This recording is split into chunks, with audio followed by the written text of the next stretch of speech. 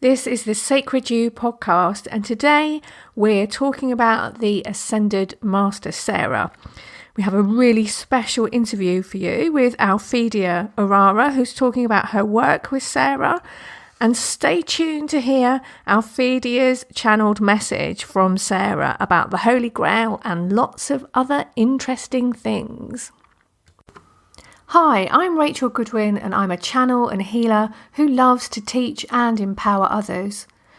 My work is about teaching you how to make a strong and powerful connection with your divinity, your divine spark, soul, higher self, whatever you want to call it, and then bringing that divine power right smack centre into the middle of your life so that it mixes and integrates with your everyday life and your everyday self. To me, this is ascension, as it creates an overall rising of vibration and is where my path and yours has always been leading. Auheia valeana oe e kahaliko puhakukui kuhia o kaunaia a kahapu kumamoninei pikui kahimanaho I kahapili koholuaia Ea ke kaula lo pihana e kohopu kapaliliai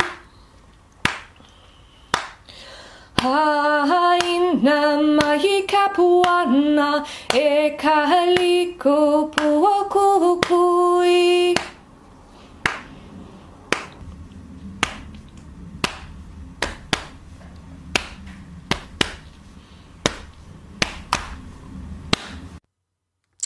Hello everyone, and welcome to today's podcast. Now, I recorded an interview last night with Alphedia Arara Kensington that I'm really excited to share with you.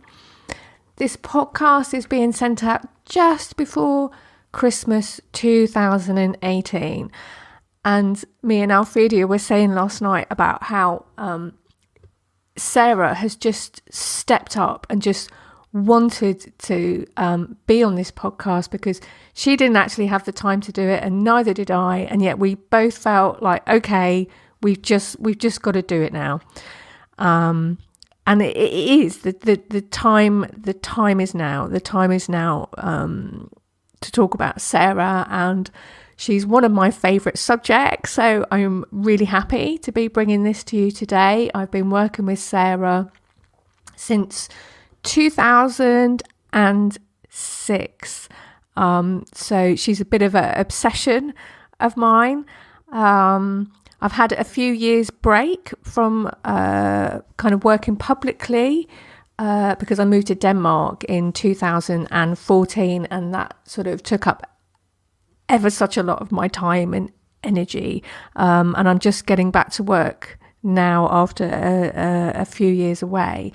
But wow, yeah, so great show for you today.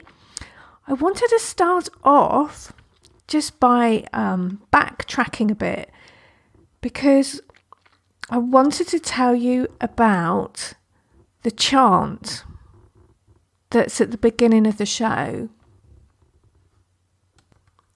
Now, I really like singing chants, and over the years, when I've worked with a chant, I usually do it for about 6 months to a year even. You know, there's particular chants that come up and I just want to work with them really deeply. And this was one of those chants, and it's a Hawaiian chant, and it's called Kaliko Pua Kukui, which means the budding kukui flower. And it's a love poem. The kukui tree is a very special sacred tree on the islands of Hawaii. The ancestors brought it to Hawaii from Polynesia, and the nuts are often used as leis, And I mean, also it makes a fabulous oil that's really good for a number of purposes. And the flowers are really beautiful and delicate. And this chant is telling us about the attraction between two lovers. And it's this beautiful love song, love poem, which is actually at the root of today's topic, because Ascended Master Sarah is the daughter of Mary Magdalene and the Master Jesus, and she's their daughter. So she's like the result of what happens when the divine masculine and the divine feminine come together. And of course they come together because of this attraction that you have between two lovers. And that energy of attraction is what creates everything in the universe. It's why we're all here. It's Shiva and Shakti. Mary and the Master Jesus. And Sarah represents and holds that power, that space, that energy of what happens when these energies come together and create a third holy new energy as a result. But just a little bit more about Hawaii. I've had a total love affair with Hawaii. I've been there twice. I actually started channeling Sarah after the first time I'd been there, and she popped up in a workshop I was teaching about one of the earth vortexes I'd connected with there, and very unexpectedly came through because I didn't actually know very much about who she was. But there's some amazing ascension grids over in Hawaii. It's just an amazing place. So I'm definitely going to do another episode just on Hawaii and my experiences there and the things that I've learned. And yes, but today we are talking to Alphedia. So Alphedia is a Scottish author, a channel, earth healer, and spiritual facilitator. She founded Elemental Beings in Scotland in 2007 and runs channeled workshops with elementals, angels, goddesses, ascended masters, star beings, and crystal skulls. The link will be in the show notes to see her website, and if you just want to pop over there and have a look, she's got lots and lots of goodies on there, downloads and past workshops that you can go in and get the audio and listen to now. In the interview with Alphedia today, that I recorded with her last night, she's telling us, I'm asking her about her story and, you know, how she started, and it's really worth listening to. This is a really fascinating woman that's had a very interesting and rich life, and, you know, she's got a lot to share with all of us, and she is producing just a phenomenal amount of work so that other people can connect to their soul's light and their divine spark. And I think you're really going to enjoy today's show. And then she's going to be telling us about the work that she does with Sarah. So you might not know that much about Ascended Master Sarah. She's a new Ascended Master. She's coming in to help us now as we've stepped into the age of Aquarius. And you're probably not alone if you haven't heard of her. She has a pretty big mission on the earth, but overall it's about raising our consciousness. More and more people are waking up to Sarah's mission, and they're really hearing her call, because she's really calling individuals powerfully now to step up and get on with their soul contract. But if you'd like to know more about her, if you head over to my website, rachelgoodwin.dk, if you go onto the Sarah page and have a look around, there's a pop out that comes up, and I've made a PDF that's like a free guide saying a little bit about Sarah. But there's the first channeling, one of the first channelings I ever did from Sarah, that kind of, she lays out the foundation of who she is and what she's come to do.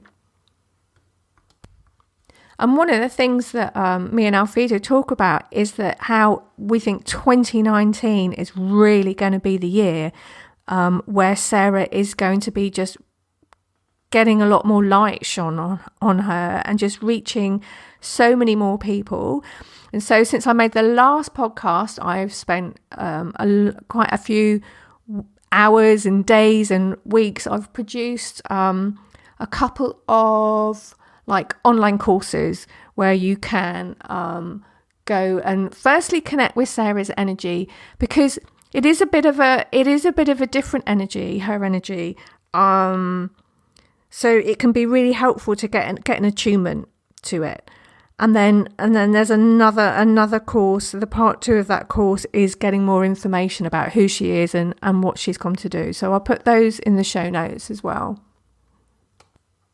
And yeah, I'd just like to say, I hope you listen all the way to the end, because Alphedia has given some really great tips from Sarah about how we can live a spiritual life, an everyday spiritual life that's just becoming part of our daily life and is not about having to go and sit on a mountaintop, which most of us don't have time to do. And I'll just say again, I'm just so happy to share this with you. And if any of you have listened to the first podcast, you'll know that one of the reasons why I wanted to set this podcast up is because I lost my mum when I was 26, and she was actually the one that started my spiritual journey, and I never got to share all of these things with her. And this podcast is actually a way for me to talk about all of those things that I would have told her. And Sarah is definitely top of the list. And, you know, it's not been an easy journey to work with Sarah because, you know, she really doesn't fit into so many people's paradigm or belief system. And yet, you know, she was the one that came to me. She kind of came and figuratively knocked on my door and, you know, came through me for a channeling. And, you know, I just love her. And I hope you do too. So without further ado, here's the interview from Alphedia. Blessings and blessed be. So I'd like to say welcome to Alphedia and thank you for joining us tonight. I'm really excited to hear about your work and the retreat that you've got coming up in April. But before we jump into that, it'd be great to hear a bit about where you've come from and how things started for you. Okay, well, hi, Rachel. Thank you so much for inviting me onto this podcast this evening. I am Alphedia Arara, and that is my spiritual name. My birth name was Fiona Murray, and my first book, Messages from Nature's Guardian, is published under what was my maiden name. And the reason that I bring the book up is that is what started me really on this journey. A bit of a backstory to me is that I'm from Perthshire, which is it's a very beautiful area of Scotland. It's sort of the breadbasket of Scotland, so the countryside. And I went to university to study politics, geography, and environmental science. And I decided I wanted to be an environmental political lobbyist or researcher. So I actually worked for 5 years in the Scottish Parliament in Edinburgh. It had just been formed. So I was at Edinburgh University. So at the end of my first year at university, I had managed to pass all my exams. So I didn't have to sit in exams in first year. But my parents had paid for a month's halls of residence. So my mum said to me, why don't you write to John Swinney, who is now the Deputy First Minister of Scotland, and ask him for some work experience. So I knew John because in my 6th year at school, I'd studied comparative politics and I had interviewed him. And my topic was on, my dissertation was on the 97 election, which he had just become elected to the UK government at that time. And so I wrote to him asking for work experience, and he called me into Parliament and said, I don't want to give you work experience. I was like, oh, okay, I want to give you a job.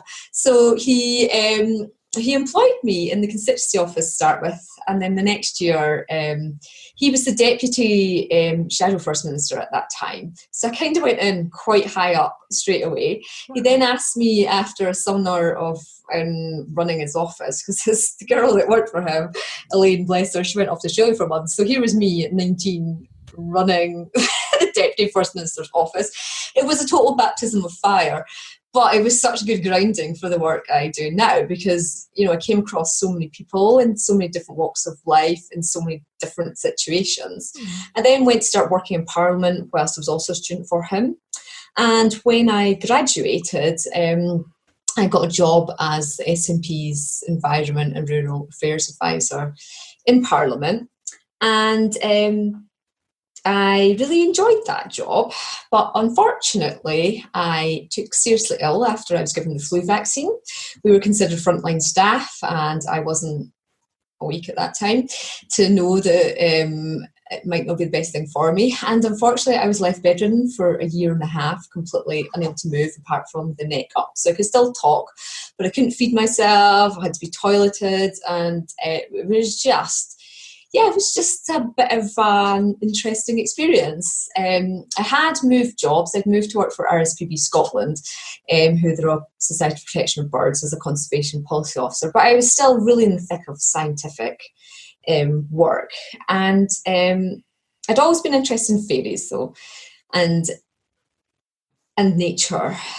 And then what happened was I went into a coma, and I had an out-of-body experience where I was looking down on myself, and my mum was at my left-hand side trying to wake me up. My dad's at the right-hand side, and I write about this in the book. And I heard this booming male voice.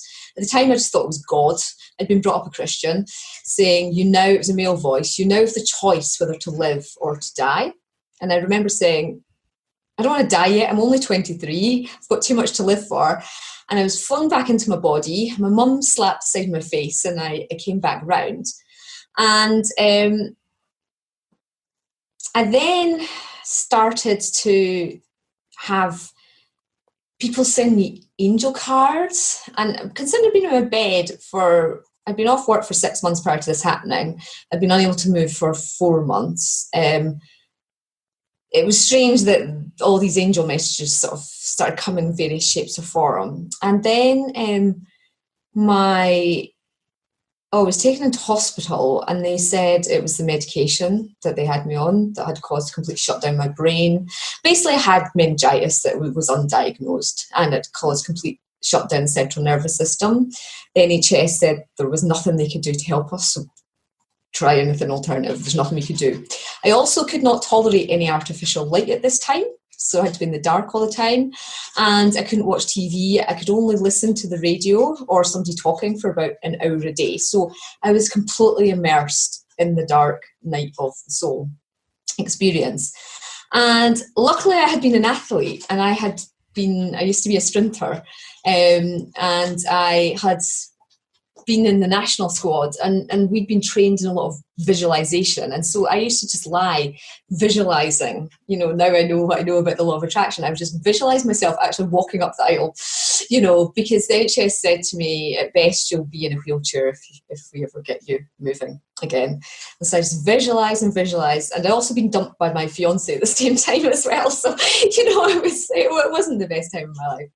But what happened was the angels brought in a lovely healer. Unfortunately, she has crossed over now, who was a psychic neurophysiologist, actually. And she used a Danish machine, which is interesting because you're living in Denmark, called Cell Care 3A therapy, which the Prince of Denmark has used on himself for back injuries and things. And it had never been used on somebody's brain before, but let's be honest, I didn't have anything to really lose by the experience of trying it, I didn't think. And, it reduced encephalitis enough to get me moving after 5 days.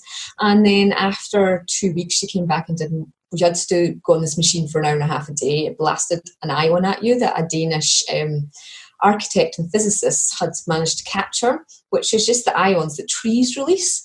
And your body can take up as a negative or a positive. So to make the biochemical reaction that is obviously not working, and alkalize my body, because your body cannot heal if it's in an acidic environment. So by alkalizing the body, I was able to fight off, the infection. And then I started the long road for rehabilitation, which took 2 years of learning to write, to read, to walk again. But I still couldn't tolerate artificial light. So what happened was I was going to swimming pool for physiotherapy and things like that. But I still had to sit in the dark at night. And what happened was I had to learn to walk outside again, which sounds a bit strange, but walking inside is easier because it's flat. You know where you are, you've got much better spatial awareness. Outside, you have so many, things that you don't realise because you've got a well-working brain. The ground's uneven, the wind might blow, a car might suddenly come. You're fielding off all this extra sensory information.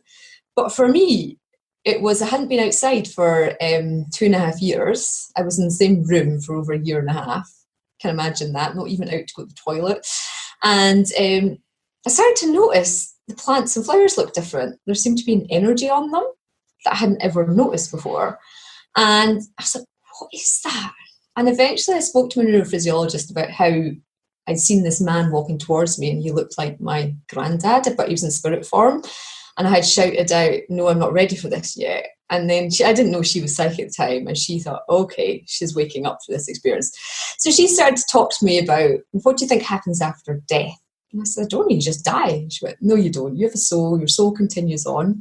Another doctor, a medical doctor, told me to read a book when I was learning to read again, The Lightworker's Way by Doreen Virtue. And the chapter on the angels really spoke to me. So I used to lie at night listening to this Doreen Virtue Connecting with Angels CD because I had nothing else to do. And then I could clearly hear the angels. And I thought, well, this is what everybody does if they're into this kind of thing. It's as easy as this. I didn't realise at the time that I had a really advanced clairaudience and that I could just do this. And so the next part of the story is which links to Lady Sarah and Mary Magdalene, is that we couldn't get my eyes to heal. I've been told by Archangel Metatron that it was him that had spoken to me when, not God, but it was him that had spoken to me when he gave me the choice to live or to die. And that I wasn't going to go back into politics. I was going to write a book about fairies and elementals and their environmental messages, which is what I did. And I thought, well, I'll write the book and then I'll go back into politics. But that was 2007. I set the business up. I launched the book in 2009. And since then, Elemental Beings was birthed and has grown into, quite a big company now. And I have customers in 56 countries around the world. But I run it with my husband. And where he comes into this story was I manifested him. I sat and did the exercise. I asked the angels to bring to me this man. Now, I couldn't move. So some of my friends were like, how did you do it? I've been my dad's clubbing, I've been at parties, I'm not meeting a guy, and you're lying in your bed in the same room and you've now got the man. But I just manifested with the angels, and I couldn't get my eyes to heal. Nobody could get my eyes to heal. So Joyce said to me one day, my best friend's just had a homeopath. He's the head homeopath in England, move in with him. He's had a marriage breakup. He's moved in with him. He's moved up from Yorkshire to Scotland. He doesn't do human practice anymore. He just does animals, but he's agreed to see you. And I said, okay, I don't want to see anybody else. I'd seen so many healers. So a lot had made me worse. I felt I was making progress with Joyce, and life wasn't that bad. I maybe had to sit in the dark from 4 o'clock in a Scottish winter, but life was a lot better than it had been, and I didn't really want to rock the boat. So it took a couple of months of persuading of Joyce and my mum to meet Arangus. But as soon as I went for the consultation, he started working with me, and he got my left eye. It was sort of bulging out at the time. Back in, I was like, oh, Mum, you have to get this man back. And after 3 sessions, I was starting to be able to tolerate light. And he offered me a job. And he was based in Roslin. So he said, you can't afford me. I couldn't. He was £150 an hour. And I was on benefits. And I was like, I can't really know. He says, but I need political advice. And the political advisor, environmental advisor for my company. So I agreed to that, and I eventually was well enough to come down to this area where I'm in now. And he took me to Roslin Chapel, and he sat me on the Mary line, and he gave me a big healing on the Mary Magdalene line. And that's when my journey with Mary Magdalene started, and then led into my journey with Lady Sarah, obviously through Mary. And so, you know, it was a bit of a crazy way. What I also found out in 2012 was that I was a walk-in soul. So at the moment when I went into the coma, I had a soul swap. So that's why Fiona was quite intuitive. She was very intuitive, but she wasn't as psychic as obviously I am as Alphedia. So all my friends and family and my old boss, you know, John was like, you have a job with me anytime. We'll get you back in Parliament. We'll get you working part-time, you know. And I was like, no. And I did start doing that. I was like, no, I'm going to go and work with fairies and channel beings that you can't see. And I think they thought I'd all lost it. But I'm just a different person to who I was then. And now I do soul channelings for people. I do crystal skull healings. I run loads of channeled workshops every month. I mean, on Friday it's the solstice, so we're going down to Castle Rigg. I've just returned the blue sapphire ray, which we've not had on the planet since Atlantis, down on the earth today. And then we've got the full moon, and it's Mary Magdalene full moon. So she's doing the last full moon of this year, which is on Saturday the 22nd of December. And it's all about self-nurture because it's a moon in Cancer. So, you know, I record all the workshops. People take place all around the world. And I run retreats on Iona and Glastonbury and Fortingall. So all linked in with the Essenes. And I do a lot of work. Most of the people who come on my workshops are Essenes who have returned to Earth again. And of course, the Essenes were the secret society that of Mary Magdalene. Obviously, Lady Sarah came after, but Lord Sananda in his form as Isu. And so I'm sure a lot of your listeners will know about that. If not, good books are Anna, the Grandmother Jesus by Claire Hartsong, the Essenes, the Children of Light, the trilogy of them by, his name, can you remember his name, Rachel? The guy that wrote those ones. I can't remember. I'm terrible at names. I'm really bad. He's written lots of he's a past life regressionist. So these are fascinating books if you want to learn about them. It'll come to me. There's 2 of them. Joanna Prentice is the woman, and I can't remember his name because he comes first if you're searching for them. But the Essenes, Children of the Light, they're really good introductory books to the Essenes and to the world of Mary Magdalene, Lady Sarah. You know, I get people to read them for my retreats. I advise, they don't have to, but I advise for you to have an understanding of the work you're about to do. You know, they are really good books to work with. And yeah, so my journey has just come on since that time. A bit of a crazy baptism of fire at the start, but you know. Yeah, I mean, wow, what a journey! I mean, I've read through the story on your website, but just hearing that, it's just like it's really hitting me. It's like, my God, that's really incredible. So just to go back to when you were saying about you were like a soul walking. When did that happen? Was that before you got ill or afterwards? No, so apparently, and I'm trying to write a book on walk-ins because so many people, and I do have a YouTube video about it, people could maybe find it on there. But what happened was Fiona had a contract with Alphedia. So Alphedia actually didn't leave the earth till 1979. She had survived the Holocaust. She had been in a concentration camp and was getting kept alive by Hitler because she was known for being, although she was a Jew, for being a psychic, but she wouldn't work for him, but he kept her alive in the concentration camp. So I do a lot of past life clearing as well. And I've had a lot of flashback memories to actually sitting in an office with him. And all I knew for a long time was that a German guard freed me. He released me, and he was then murdered because he'd let me go. I didn't know at the time that was Oringa's my husband, because he's had to do all the past life clearing for that, for getting murdered for releasing me. So I was born as Fiona in 1979. My birthday is 30th December 1979. So the deal was that Fiona would come onto the planet. She would get straight A's at school. Fiona was very bright. And she would get herself into a position of power politically. And so, I mean, I know the First Minister, I know a lot of the cabinet. My friend is the Minister for Public Health. And, it's a bit crazy because the SNP are now in power. And of course, when I worked for the party, we were still really a bit of a protest movement, although we were opposition.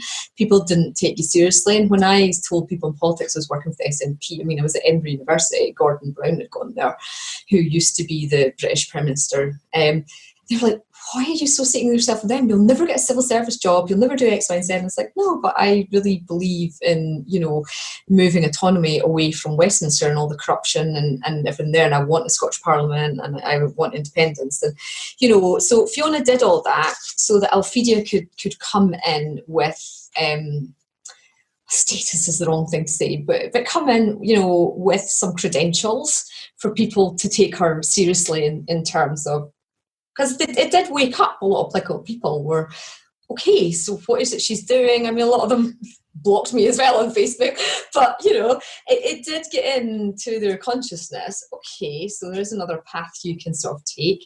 And obviously I have political connections and I have used them at times as well. I mean, I actually got rejected for my grant to try and set the business up. And I said to them, because the Scottish Government used to give grants for under 30s, setting a grant up, and I got rejected, and I was like, I phoned them up and said, I want to know why I was rejected, because I know that you haven't checked my references. And they're like, well, how do you know that? And I said, because my referee was John Swinney, and he's the finance minister. So he pays your wages. And he tells me that you haven't actually done your due diligence of checking the references, and you've rejected me.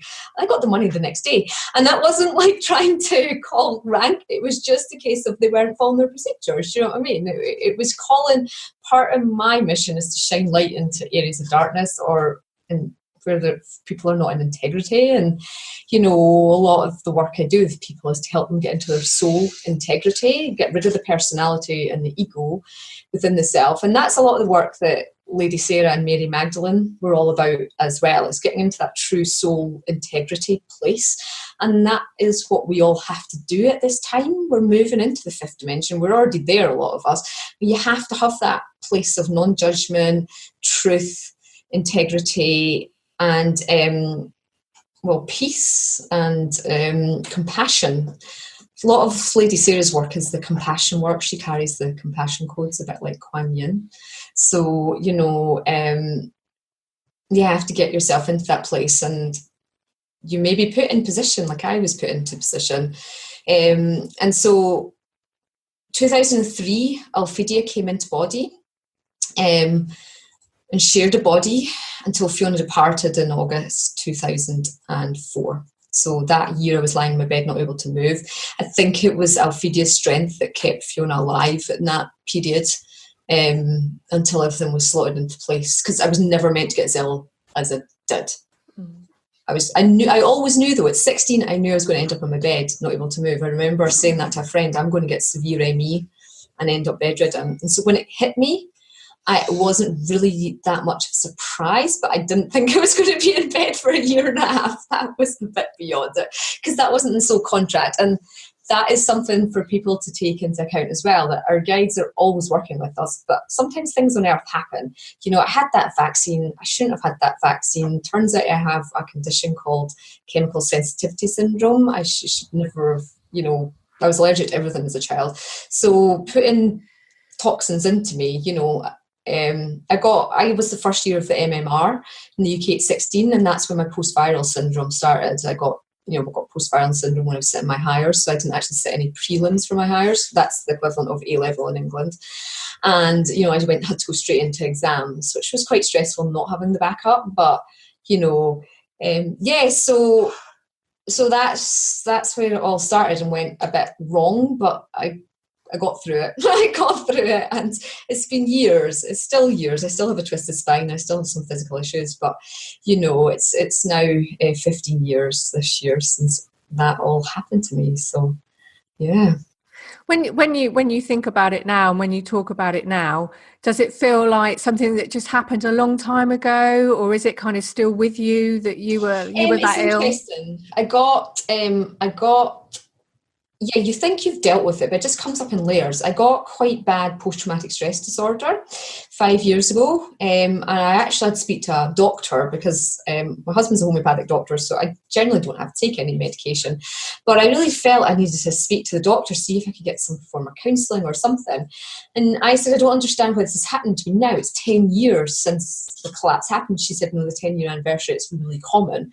But again, they were like, but you won't get any help on the NHS because you'll not be deemed mentally unstable enough with it. So I went down the theta healing route, and luckily my best friend had just done the theta healing course, just done the training in post-traumatic stress disorder, and after 2 sessions with her, it was fine, it was gone. A bit of it came back again last year, but again, it was just another layer, and I shifted that as well. So it's just like anything on your spiritual journey, you're just shifting the layers and layers all the time. And I suppose that's the key message to everybody. Sometimes people say, when's this all going to be over? And I have to say to them, it never will be, because you're on a journey.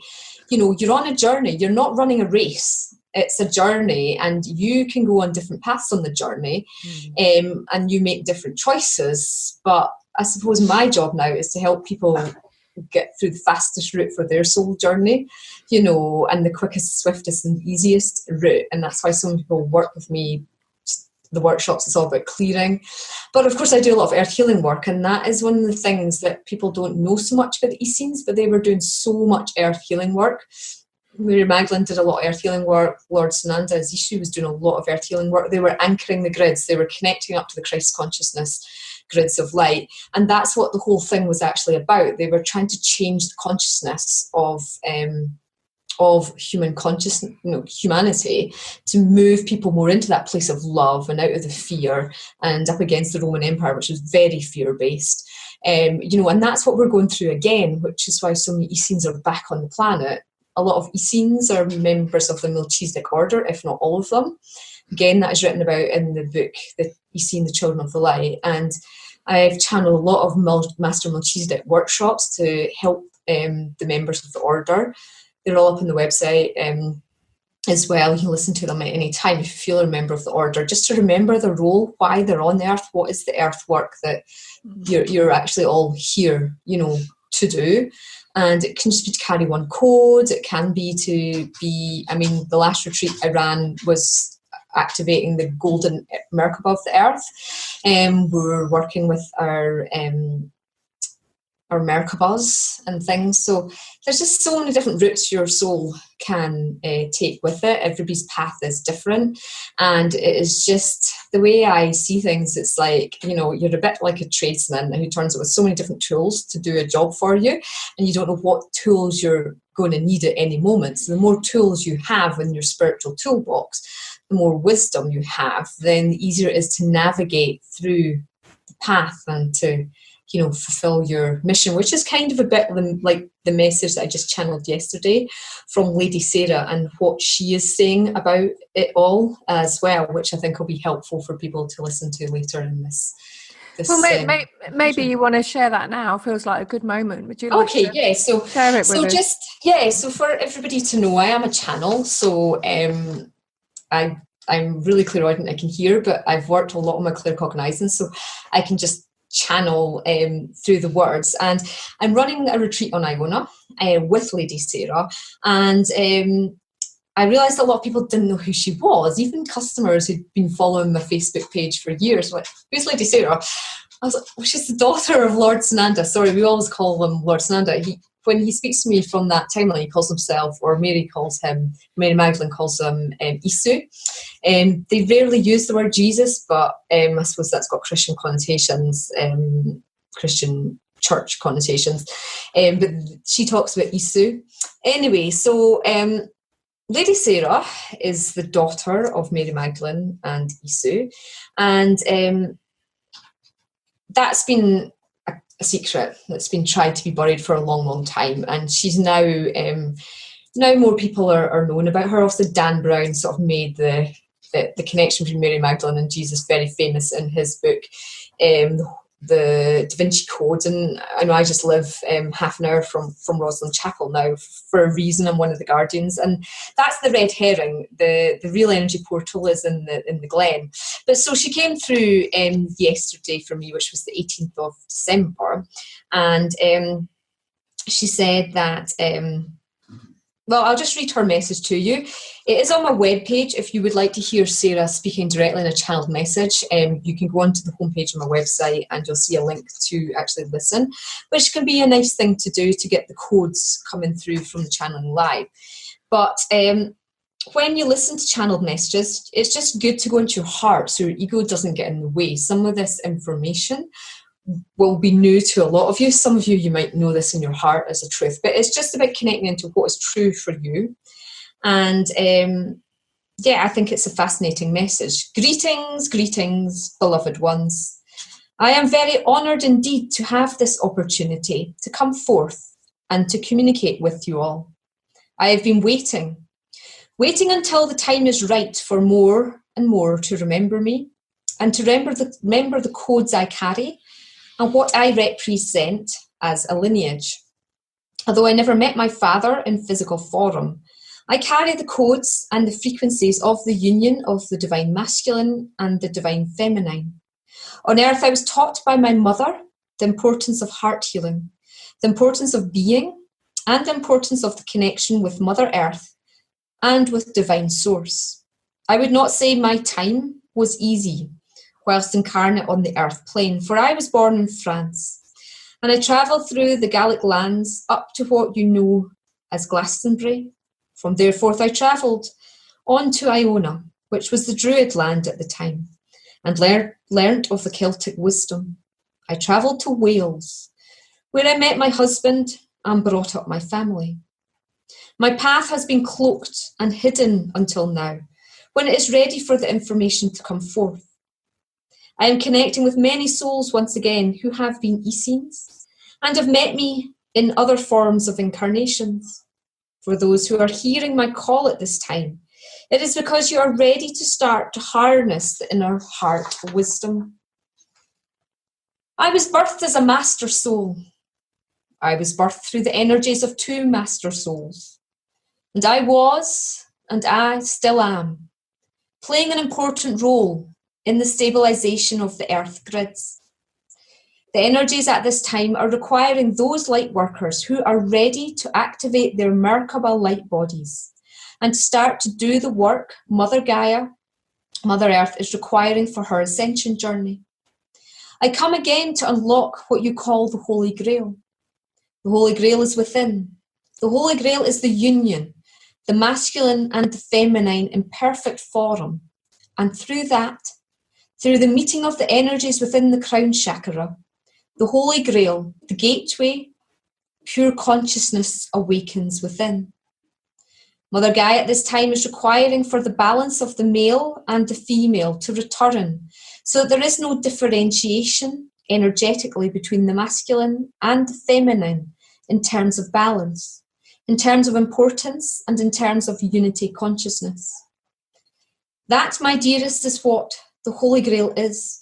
And as you sit for a moment with awareness in your heart center, you'll be able to feel the resonance of my words of truth. The mind cannot comprehend. It is all about vibration now. It's about accessing your own unique Holy Grail access point. And as you do this, the mastery codes return to you.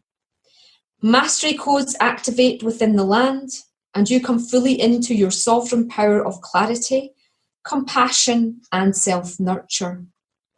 I will be embarking upon supporting you all if you hear my call. This is with great joy and honour I step forth. Adonai. Thank you. And then she went on to say that this is for my website, but she said she's going to, she's been asking me to bring forth transmissions to help with our self-healing and to help us with our ego mastery and to help us with the balancing of our masculine and feminine and the accessing of the Holy Grail codes within. And so the first transmission I'm going to do with her is unconditional forgiveness. And she said that's the best starting place, because if we are unable to forgive ourselves, we're unable to forgive others. And it's all about the forgiveness codes, because when you are in a place of forgiveness, you actually are in a place of surrender and non-judgment. And it's all about becoming the creator instead of the reactor. And as humans, we have been the reactors for so long, and it's now time on this ascension path to become the creators of the new world and the new reality consciousness. So yeah, I'm excited to start to work with her in earnest this year. And of course, that's what the retreat's all about on Iona. It's all about helping heal the Essenes, clearing us of the trauma from that time, because a lot of Essenes are still carrying trauma from the events that happened. It was all very chaotic, everything that happened at the end. And working on balancing the masculine and feminine, and coming into this trinitization process, which is what the energies of 2019 are all about, which is what the Ankh symbolises. In the Egyptian philosophy, you've got the balance of the male, the female, and then the loop at the top to the crown chakra is the union. So it's all about the unity consciousness codes at this time. And it's just interesting that Lady Sarah's coming in now as the physical embodiment of that sacred union at that time. That she's just making herself known to people again, if they're willing to hear her and see her. So yeah, it's exciting. Yeah, and I think 2019, I think she is going to kind of, and people's awareness of her is going to really grow exponentially. I can just feel, like it's been going on for a while now, but it's like when you see a duck paddling and their feet are paddling underwater and it doesn't look like much is happening on top. But I think next year it's going to be like really starting to show what's going on above the surface, because so many people need her energy right now. Definitely. I know, and it's interesting as well, because it's not long, I can't remember what year they did it in, but the Catholic Church have just recently sainted Mary Magdalene after calling her a prostitute and a whore for all this time, and the fallen woman, and they've finally recognised her after they found the Dead Sea Scrolls, and they couldn't deny her role anymore in the process, and they've now sainted her. And so many people don't know that, because that's not filtered down through the wisdom yet either. So first Mary's conscious, people started to really, Dan Brown did a big favour to Mary, even though it was a novel. It really spoke to everybody and sort of awoke everybody, and I'm sure something will come along similar to that for Lady Sarah as well. But as you say, at the start, she's connecting with those she worked with before, those who are ready, and I think next year is really going to be, it's her year, as in the energy that she symbolises and what the Holy Grail was all about. Because we all carry the Holy Grail. It's all within us. These codes are actually within us all. It is just, you have to get that place of self-mastery. You have to have overcome the shadow, and that's not to say there's still not bits to work on. We've still got the layers and layers to do, but it gets to the tipping point, and we're just next year is going to get to be the tipping point for so many of us. And that's what's so exciting about the energies of 2019 that I feel. Anyway. Going back to Iona, because I've been there once, and I've told other people about it, and they have just caught that spark of energy, and then they've gone off and visited Iona. It's somewhere really, really special and unique, and yet it's like this little tiny place. It's this little postage stamp of an island. What do you think it is that makes it so special? So Iona is one of the heart centres of the world. So when you sail across from Finport, which is on the island of Mull, I get my retreat people, if some of them are on the ferry with me, I'll say, right, just go into your heart and you tell me when we have entered the portal. And they're like, no. I'm like, yeah, it's held within a portal.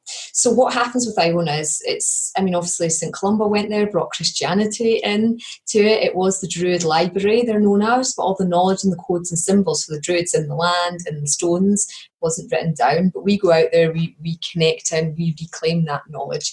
And so what happens is people go to Iona, maybe on a bus trip, trug up to the refurbished, it's not a chapel, abbey, and then they trot back out, but they're just getting a massive heart hit because they've been into the portal. You cross over, it's held within a bit like Glasmator is within the energy portal. It's one of the heart centres as well, but Iona's is even stronger. People can't put their finger on it, however, because it's been kept secret and hidden, and it still is kept secret and hidden, really. But that's, I get people come all over the world for the retreat. They don't know why. There's like, I've got to come to Scotland, I have to go to Iona.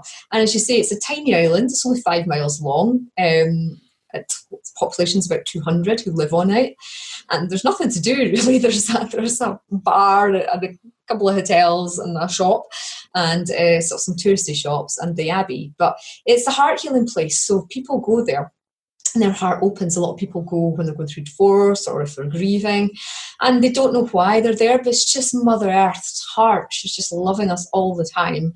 And that's what calls to people, because as soon as you mention Iona, you actually connect into the heart portal, and your heart responds to it. So I have 2 places left on the retreat if anybody hears the call. I was actually full this morning, and 2 people just pulled out. So I thought, this is interesting. I'm now doing a Lady Sarah podcast, so they must be wanting different people to come. 2 of my regulars have said they're moving house and they don't know when yet. So it's interesting that has happened. I'm quite excited as well, because I'm like, okay, it's interesting. This has happened, and because my retreats often are full. I take 20 people, but often my retreats are full. They're never really advertised because they're just booked up from people who are on the last one. I'm coming to another one, so yeah, but the first time I really advertise a retreat. I normally advertise the distance option because I usually take 20 people distantly, and you can book distance slots. But yes, so I think Lady Sarah's got a hand in this happening as well. So yeah. So are you still doing that distance option then, that people can? Yes, so I don't release the distance option, however, until about a couple of months before. Okay. They get to hear all the recordings. I take their photos onto the island, and they'll get personal messages as well, because on the retreats people get a lot of channeling. We literally start at 10 o'clock in the morning. We don't finish sometimes till 3 o'clock in the morning the next day. That has happened. It is, I do a morning session, I do an afternoon session, I do an evening session. Sometimes the evening sessions go on a long time because they're deep healing, deep sacred space. We do earth healing work. We'll climb up Dunee. I always do the Magdalene blessing at the Breed's Well. Breed is the Celtic goddess, where the water comes out the top of Dunee. It's a spring. It's a very sacred space. We go to the beaches. We go to different energy portals. So we do a lot of the earth healing work as well. And so you get outside. You're not sat in a room all the time. You really get to connect with the energies of Iona. And video bits, take photographs for the distance people, call their energy into the sacred spots, take their photographs as well, and then they get the recordings all sent out afterwards. And I call the energy in. So the distance people often say they feel like part of it. I send out meditations beforehand as well for them to be doing while we're on the island and connecting. And I set up a Facebook group so that people can sort of meet each other through Facebook. And even though just doing it distantly, they really feel part of it all. And it's sometimes I do a short version. It just depends if a full moon or a new moon falls on it. I sometimes do a mini workshop because I appreciate not everybody's got hundreds of pounds to spend on their spiritual life. So I'll maybe release a £30 section just to make it affordable for people, maybe a 2-hour section of it, and I'll call their energy onto the island and things as well. I'll just try to make as many people as possible,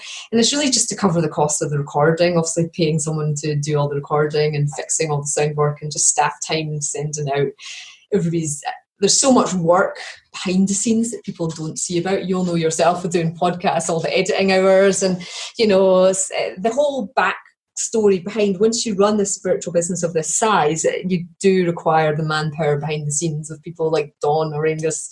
Now I've got Lisa on board who's doing who people just don't know about because I'm sort of the front person, but there's a whole team behind making all this work so that everybody gets the best experience possible, and so that I can channel through as much as I do to help everybody. So I do try to make it as as accessible as I can for everybody to be part of the experience if they want to be. So just to make that clear to people, then that distance option, you're bringing people's energy in so that they are, part of that matrix that's going on. Yeah, so what happens is that part of your soul is there. We see the people, we can feel when we call people's names in, and sometimes people are psychic enough to go, oh, such and such is sat there, such and such is here, because a lot of people have become really good friends, on the retreats with me or on the workshops, and some people can't physically make a retreat this time, so they're going to do it distantly, but we're very much aware of the energy, and the people doing it distantly, they often report they're getting the healing. They'll be like, oh, what were you doing yesterday, because I had this massive heart healing. Or so you do want to be sort of present, just sort of tapping in for the 4 days. And the recordings, all that's really doing is helping your logical brain, and obviously you get more healing because you're connecting in, but you're really getting the healing at the time that we are doing it as well, and all that work starting for you. And then obviously if you're an earth healer, which you will be, if you're working with Lady Sarah, then you'll be putting your codes into the land wherever you are around the world. And yeah, it's exciting. I've got people come from Australia, America, Europe for this one already, so physically. But as I say, I will release the distance. The best thing for people to do is to go onto my newsletter. The website's elementalbeings.co.uk, or join my Elemental Beings group on Facebook, or just friend me. I've still got space for friend requests through Alphedia Arara Sacred You on Facebook. I do a lot on Facebook. I do a lot of live videos as well on there that people can watch and get healings from. So yeah, everybody is welcome if they feel like connecting. Yeah. And that's a good option, the distance option, because the other thing to mention is actually quite a difficult place to get to, Iona. And yes, you also have to book months ahead quite often, because there are only 2 hotels on the island, as you said, and quite often they're booked up. They're filled out. So I'm doing the retreat. That's right. I'm doing the retreat the 4th to the 8th of April this year, because I couldn't get it any later. Last year we went Easter. We went 2 years ago. I do it every 2 years because it's a lot of work, Iona. It takes about 10 hours to get from my house in South Scotland to Iona. But yeah, we did it Easter time, which was mid-April last time. But yes, so Iona, you've got to fly into Glasgow or get your way to Glasgow, get the train up to Oban, or you can go Edinburgh to Oban on the train. And then from Oban, it's a 45-minute ferry ride to Isle of Mull, and then it's a hour-and-a-half bus journey across Mull. Mull is beautiful as well, though, to Finport, and then it's just 10 minutes on the ferry.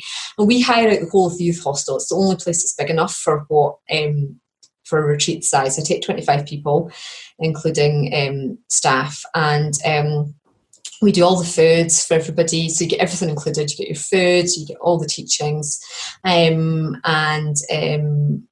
the accommodation as well. I can't book travel because nobody's insurance covers them for travel, and everybody's come from all over the world. So you have to make your own way there, but we do set it up and organise it. So even if you have to stay open the night before, I sort of hotel and things like that for you, because it's hard to get to Iona. That's why so many people want to come on a retreat there, because they know they'll be looked after as well, because it's expensive.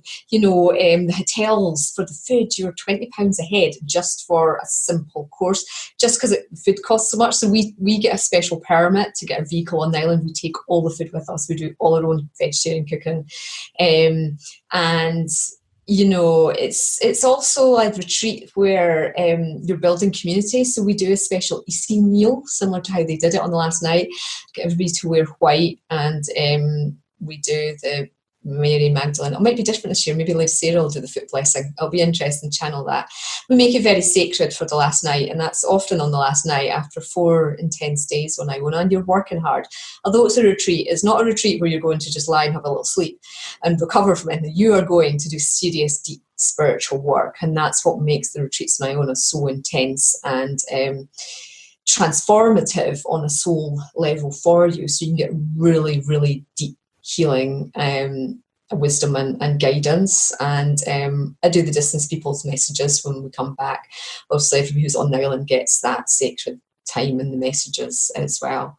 And it's an opportunity as well for people to connect with me, but also on retreat it's very different to a workshop, because workshop 9 to 5, it's not a retreat. A retreat is literally when you're away from everything, you're all together. There's a reason that all these souls come together, probably many lifetimes of knowing each other. Deep friendships can be rekindled. Deep healing can happen between, I had 2 people who were sharing a room and then they just realised this couldn't happen. And it turned out one of them had murdered the other one. So, and then the other one had murdered the other one in another life. So that was a smaller retreat. I took a retreat with Isis and Mary Magdalene. I only took 8 people on that one. That was a really intense retreat, very powerful, and that event went on.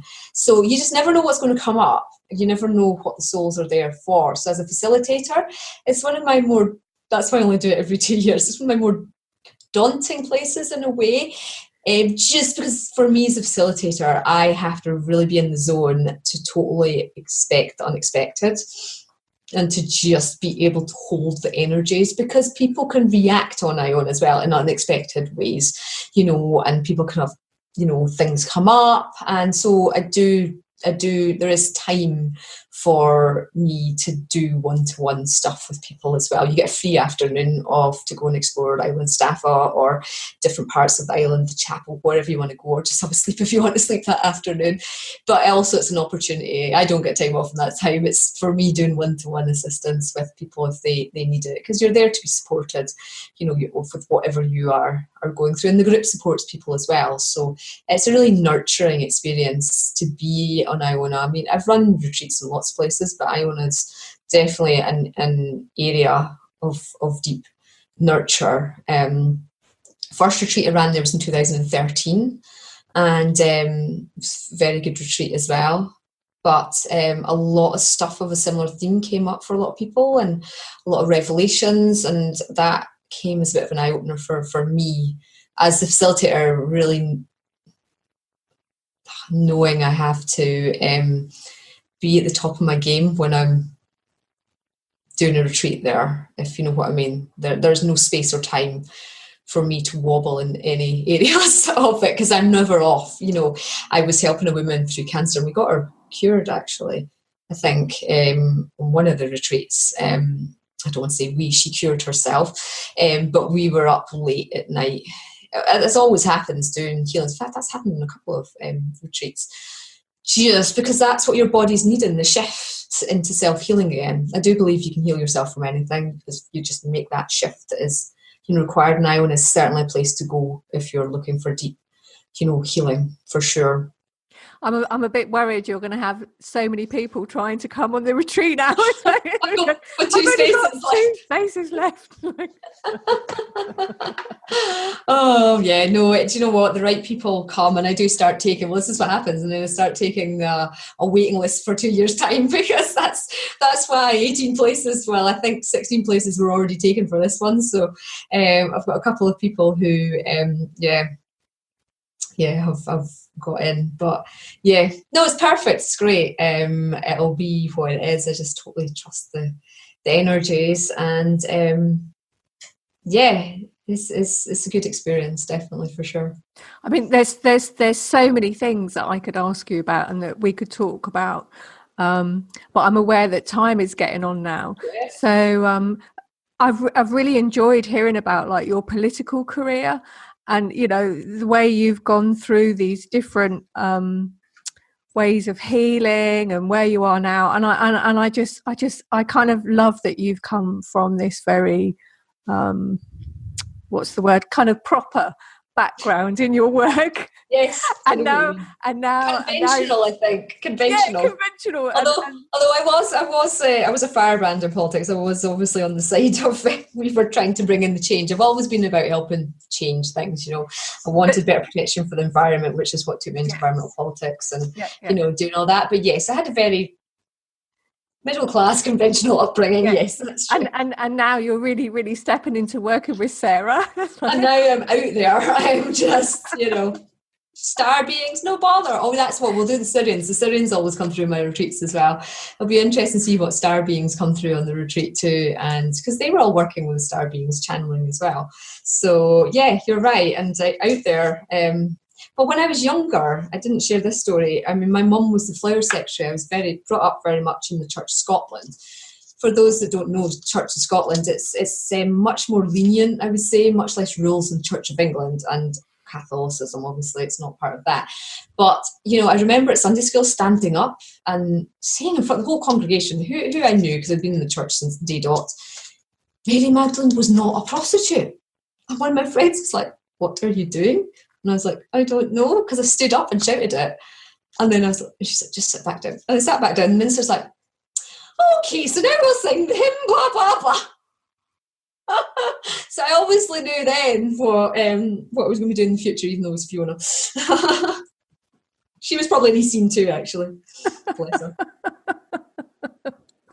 So before we finish then, I'd just like to ask you if you have any tips, because, like most of us, we haven't grown up in a spiritual society where these things are part of our everyday lives. And so I always think it's really nice for us to share with each other what things that we do in our everyday life that doesn't take very long. Okay, well, I'm just going to ask Lady Sarah, because she's standing here at my right-hand side, what she wants to share. Right, so she is actually saying the first thing you all have to do is get grounded. Every day you need to ground yourself, and to do that you want to be in nature. So if you live in a city and you can't get out to a tree or into the garden, says me, who hasn't actually, I've been outside today because I went to the spa, but she's always moaning at me, you need to get outside more. You can do it with a crystal, you can do it with a plant, a pot plant, you can do it with a bunch of flowers. You want to bring nature into you if you're unable to access nature, because the green ray energies of nature is what it's all about. So you want to ground yourself every day. If you ground yourself, you then are centered. So the key thing is to center yourself. Now, whether that is before you get out of bed in the morning, you just lie there and you just, I just imagine a beautiful white light of love around me. I ask my guides to come to me. I ask them to help me have a good day, to help me, and I do forget some days. I mean, I don't have good days, but, so don't beat yourself up if you forget.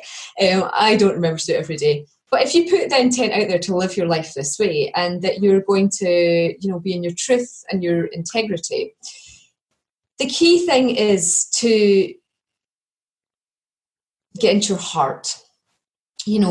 Just to work on heart healing, to work on opening your heart. Rose quartz is a really accessible crystal. Sleep with that under your pillow, put it in your bath, wear it in jewellery in your pocket. Any of the heart crystals, it's all about opening your heart. When you're in your heart, your head can't take you off in the wrong direction. It's all about loving yourself. This is why Mary Magdalene's full moon workshop, that every full moon I channel a different deity, do a big guided meditation, and the last full moon of this year is Mary Magdalene. It's in Cancer. It's all about self-nurture. And that is what it's about. It's like you have to take responsibility for yourself. You have to look after yourself. Now, when you're doing that, you move into your truth. When you're in your truth, no one can throw you out of your place of truth. You know the truth in your heart. Now, some of you, Sarah is saying at this point, may feel fearful about responding differently to your husband or your children or your colleagues or your family. And she's saying that's just the fear matrix. So it's all now, next year is all going to be about moving out of these morphic fields of fear, of anger, all this conditioning that we've been birthed into, and it is about you really finding yourself. Because when you know who you are, it doesn't matter what other people think about you. And people sometimes say to me, oh, it's easy for you, you're so talented, you can hear, blah, blah, blah. It wasn't easy at the start. My husband is 26 years older than me. My mother didn't speak to me for 2 years because I chose to be with him. A man, when I was 26, he was 52. I could barely walk, I could barely move. I had to really just follow my intuition. We've been together for 13 years now. And, it isn't always easy, but it's about you just knowing the truth in your heart and finding yourself. I work with crystals every day, do try to get outside every day, and I don't meditate every day, but actually even just stand in the shower, I do just connect. You can cleaning your teeth, you can just be connecting to source or within. In the shower, when you're driving the car, it can just be seconds is all you need to reset yourself. And the key thing as well, the final thing Lady Sarah is saying, you have free will on planet Earth. That means that no guides can override your free will unless you give permission. She says so many people don't pray. All prayer is a request for help. You have to ask for the help. The help will come. You just have to notice the signs of it coming. But how many times somebody said to me, I've got this problem. And I was like, well, have you asked for help? Have you asked the universe to help? No, I forgot. Well then, why not we do this first? And let's see the difference, that it can make if you just ask for the help. That opens the doors, but you have to be able to receive as well. So last year I channeled 2 workshops. One was the Divine Father Healing Workshop. And if you have difficulty receiving, you have blocks with the Divine Father energies. If you have difficulty being loved and nurturing yourself, you have difficulties with the Divine Mother energies. And that they were 2 key workshops I channeled last year that really, really helped a lot of people, because it's all about asking and receiving, the yin, the yang, and it's about moving into this place of self-sovereignty. And it doesn't have to be hard. I've got free meditations on my website. You don't have to spend any money just to do a meditation and to connect to divine source and to the divine light. And, it's not difficult either to fit it into your life. You just have to change, just like changing your diet. You just have to change your way of being and start to factor in. The other key thing Sarah's saying before we go is have quiet time in your day as well. Find some time to receive the listening guidance, to hear yourself. I mean, I have my quiet time in the shower. That's why I mentioned it, or I do it before I fall asleep at night. My day is so busy. I'm the mother of a 6-year-old. I run a forest school in my free time as well, so I don't have a day off. Yeah, I spent 2 years trained to be a forest school teacher as well after I had a baby, just to add into everything else I do. But being out in the trees and forests is great. And joy, what brings you joy in life? Because what brings you joy in your life is your path. Okay, what brings you soul joy? Okay, so you maybe get joy sitting watching Netflix all day, but after a while, you're going to get a bit fed up and bored with that. So it's about your soul joy. What brings your soul? What brings you fulfillment? Because that's the clue to what you're here on earth to do, what your gifts and talents are. Because we're here to be joyful. We're not here for a hard slog. It may feel like it at times, but it's not about that. It's about finding the joy. And that's through creativity. And stifled creativity in the West has been a major issue. Our schools, our education have moved away from music, art, drama, creative arts, creative expression through language. It's just not... it's not deemed by our society as so important, yet it actually is. It's much more important than the logical, scientific part of the brain.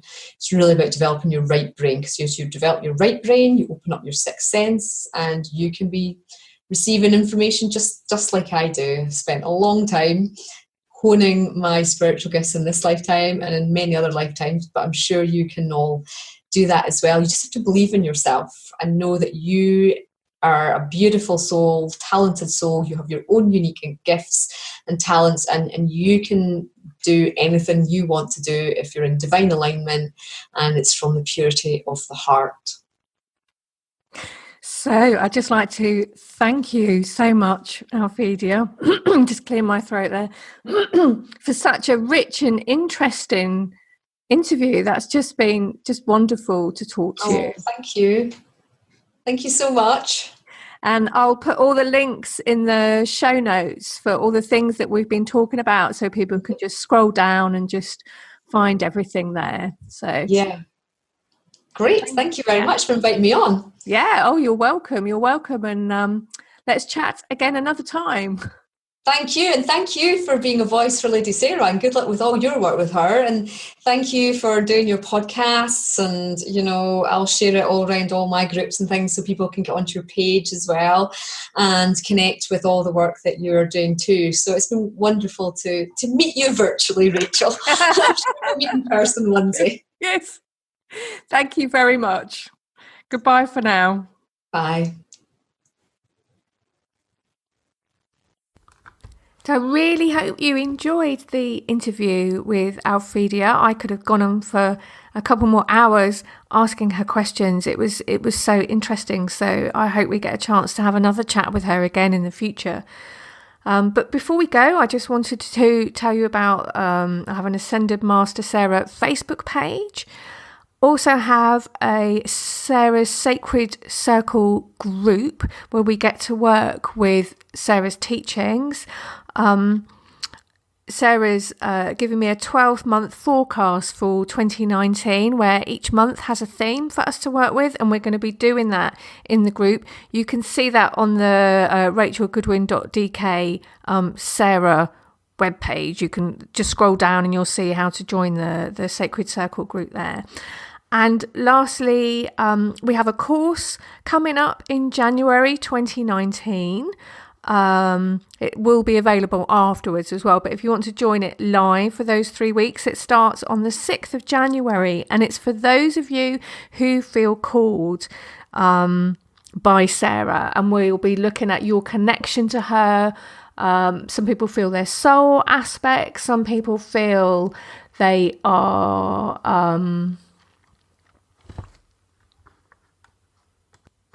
sorry, just went a bit blank there. Some people feel like they're descendants of Sarah. There's also people who've had past lives with her and have soul contracts to work with her. And then she's also working with star seeds because she really, really grounds their energies. And yeah, if you want to know more about that link is in the show notes. And also I will be turning it into an online course sometime in February. So if you've missed that and you're listening sometime after it in the future, you'll still be able to access that. But once again, and for the last time, thank you so much for coming along and listening, and happy Christmas, and have a wonderful, wonderful 2019.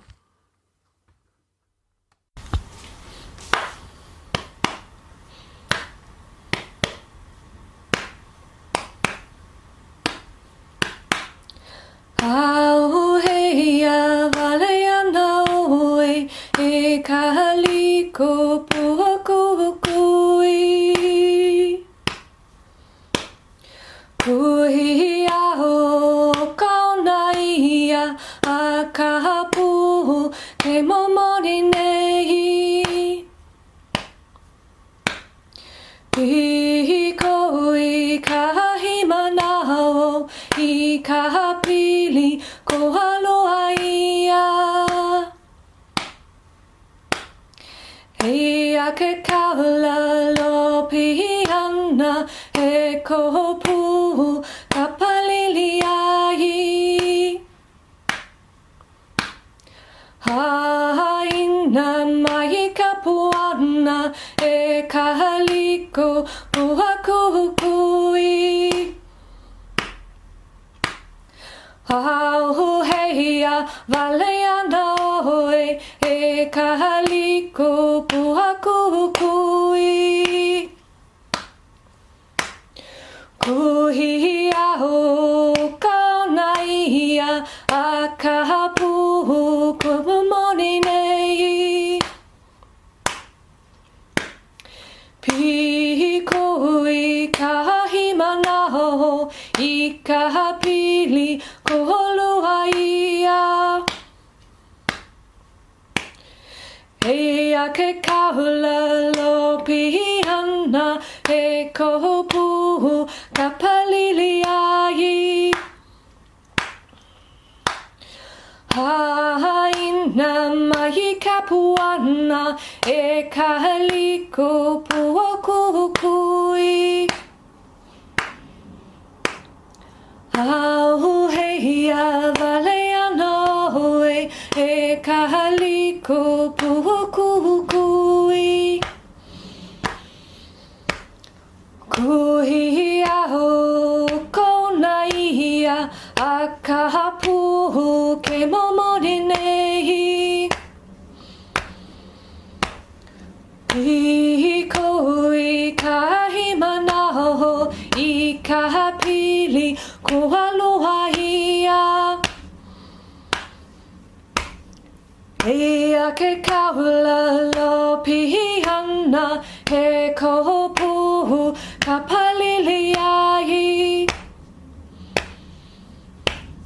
Haina mai ka puana e ka haliko pua kukui.